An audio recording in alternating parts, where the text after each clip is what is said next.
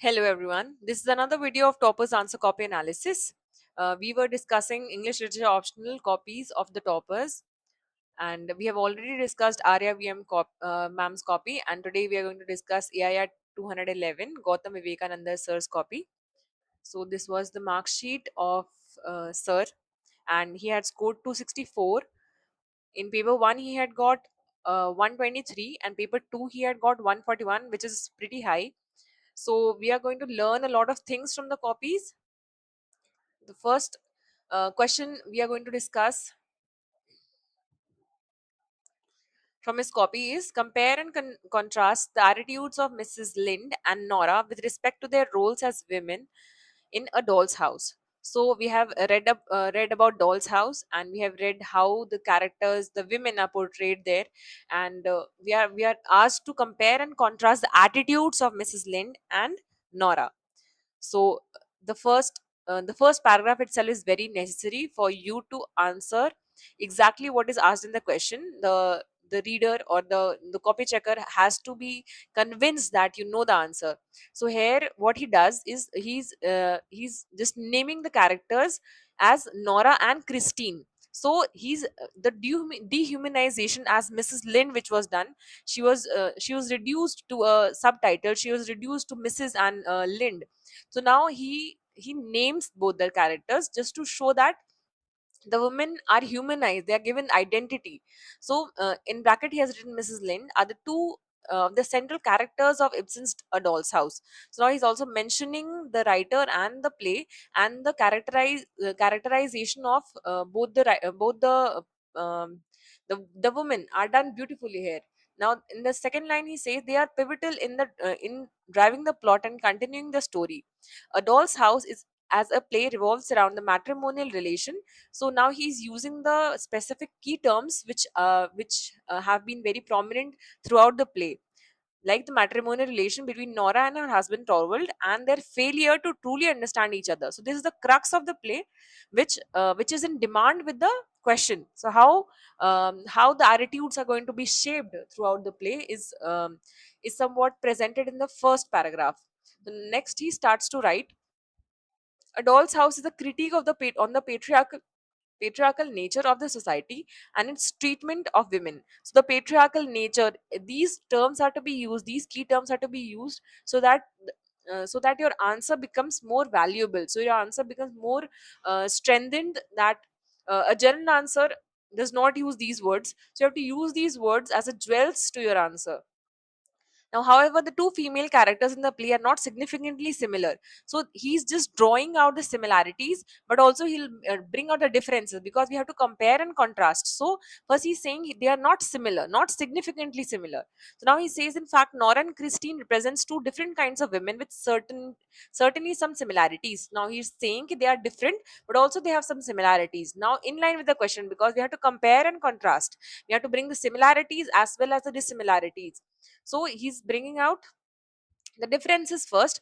Says, on the one hand we have Nora, who is portrayed as childish. So we are presented with Nora, who is childish. These are the words which uh,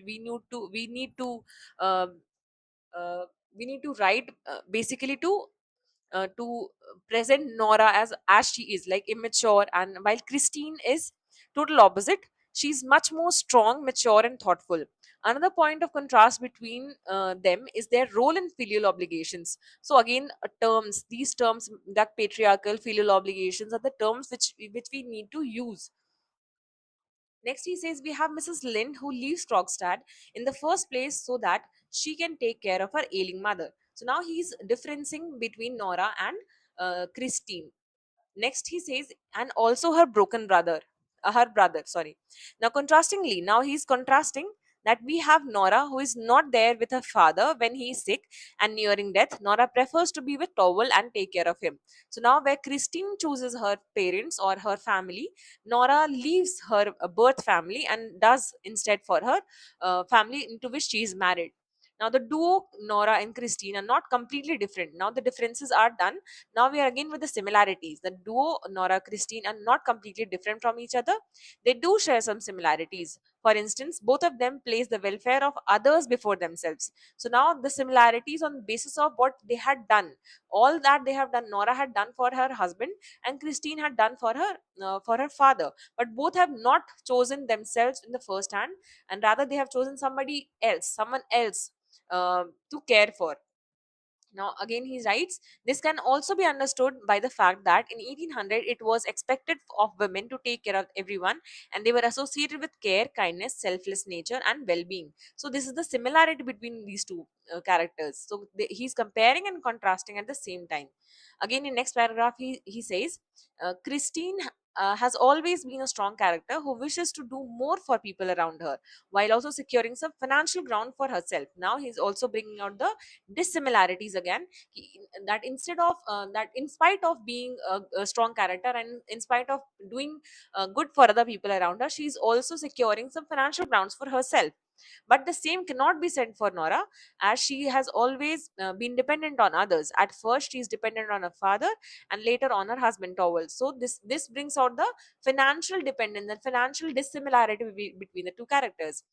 Both the financial and moral stability. Nora has to abide by the precepts of her father and Towel, and any act inconsistent of these principles is done in secrecy. So now Nora in despite Nora wanting to be financially independent, she has to do all the financial whatever task she's doing in secrecy, because they were inconsistent with the principles of her family into which she was born, and also to the family into which she was married to.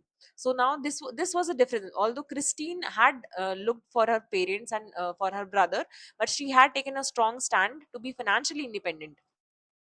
Also, Nora portrays a real doll who is played with and admired for her outwardly appearance.